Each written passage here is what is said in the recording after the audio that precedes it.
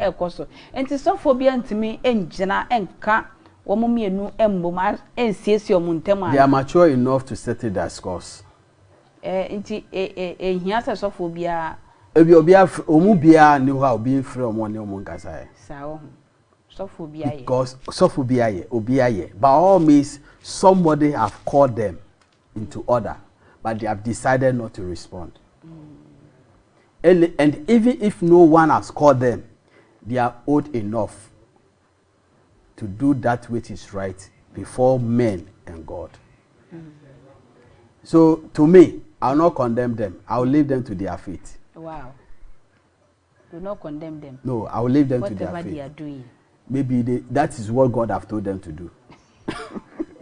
When God was talking to them, yeah, you and I were not there. Ebi anyamisi omo didi omo ho atem na me mese mbra endorso ebi obi wo be so for dey na no ye yapa me pese me corner sorry so for we so dey open ho asem pese so let them do what they are doing but they should be mindful say what they are doing is rather killing the church. Yeah, they are killing the church, not building the church. Timesrom bibi edunu eye omuntraso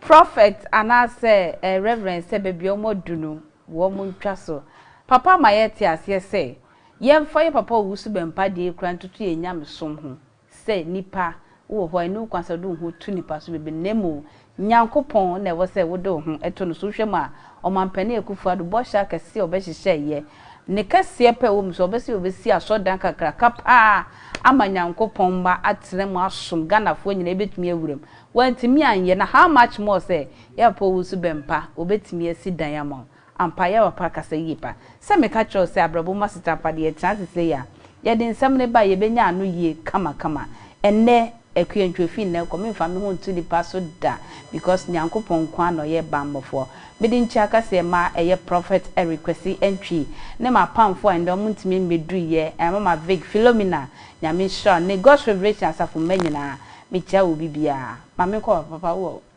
greetings special bia o de be ma Florence me chia me yere Florence yeah any be small girl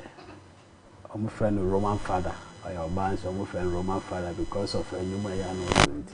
I am Roman sister Roman father okay nani ni jingle bell no to jingle bell I say jingle bell Roman father ni to ati nti wanya ni okay Roman father it's only Roman father or by a friend Roman father thank you very powerful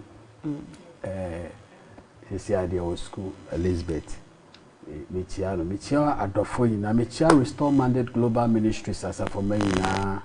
Michia Ghana for yina omampani John Drama ne mama si nyame nhirawo nyame ma onyansa ne limdie oma akukudro na woni wapamfo yina wa form no muntimi engina na munye nie mo hye Ghana for se mo beye erade ende moam afresu me chiri kwan ewo Agape Park off Walker Road. Do Agape Park we see what say we call ofro no sorry no we opposite a mosque be na Restore Mandate Global Ministries war after so we sansu running leadership training until you be oba training was sorry penny for on evangelism on the leadership and those things now just call on me. We number is 02499421113 02499421113 and now 0277716407 0277716407 Nyame hyirawo nyame nyawo kese ndase mene Apostle Wonder JP hono emide Wonder JP mene na chance de nkomotwetwi edebre ye besa hia biom dasene makra kwentwa